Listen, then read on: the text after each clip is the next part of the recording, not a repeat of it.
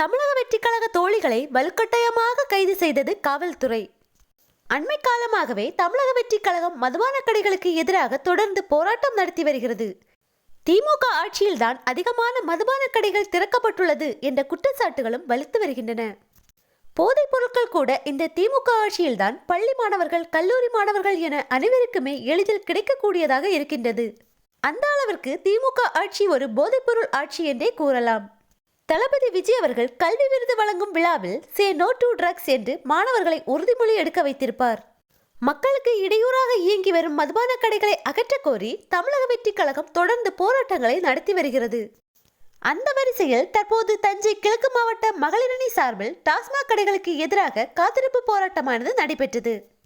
கும்பகோணம் பேருந்து நிலையம் அருகில் காமராஜர் சாலையில் ஒரே இடத்தில் இயங்கி வரும் ஒன்றுக்கும் மேற்பட்ட மதுபான கடைகளை அகற்ற கோரி ஒரு நாள் காத்திருப்பு போராட்டமானது தமிழக வெற்றிக் கழக மகளிரணி சார்பில் நடத்தப்பட்டது.